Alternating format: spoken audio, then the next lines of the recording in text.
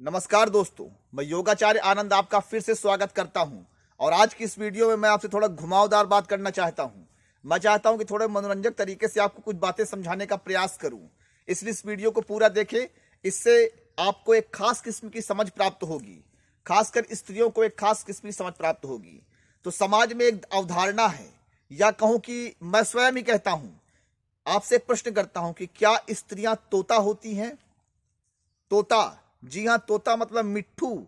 मिट्ठू का एक अर्थ होता है पैरोट, इंग्लिश में उसे पैरोट कहते हैं। तो क्या तोता होती हैं स्त्रियां?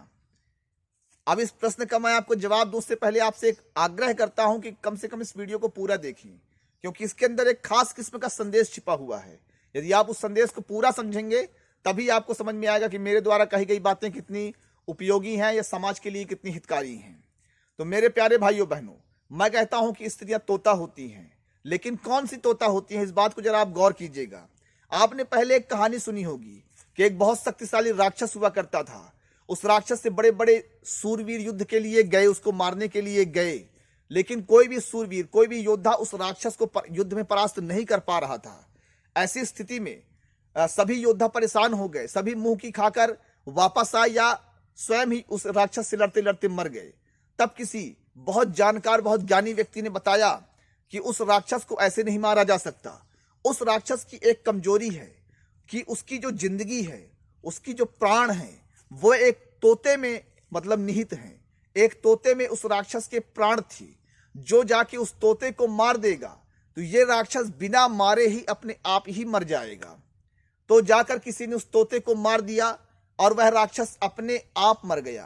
कहने का मतलब यह है कि एक राक्षस जो बहुत शक्तिशाली था, भीमकाय था, उसका प्राण कहानियों में बताया गया कि एक तोते के अंदर था। और जब उस तोते को मार दिया गया तो राक्षस से बिना लड़े ही वह राक्षस अपने आप ही मर गया। कहने का तात्पर्य यह है कि स्त्रियां भी वही तोता हैं।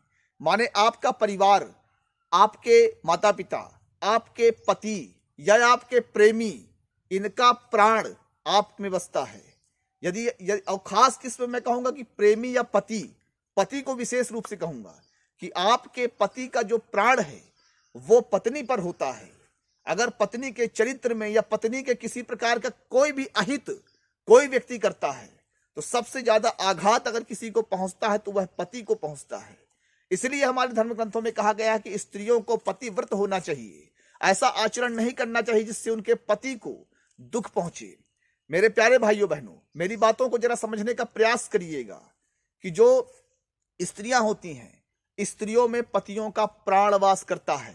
यदि किसी प्रकार का कष्ट पत्नी में या परिवार में आता है तो उस पति को स्वभावतः प्रकृति के अनुसार उसे भयानक दुख होता है।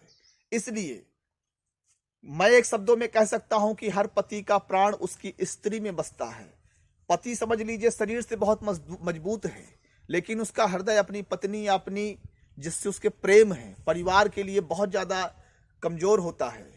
इसलिए सदैव इस बात का आप ध्यान रखें कि आपके द्वारा आपके पति या आपके प्रेमी शब्द का यहाँ बहुत व्यापक अर्थ है, जो आपसे लगाव रखते हैं, आपके माता पिता या अन्य लोग भी, उन सब की इज्जत आपके हाथ में होती है।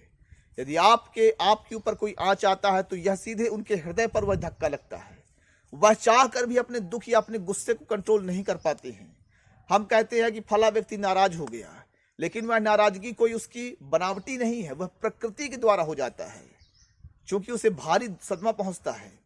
तो मैं आपको सिर्फ इतना कहना चाहता हूं कि इस प्रेम को माने मधुर बनाइए, इस प्रेम को मजबूत बनाइए।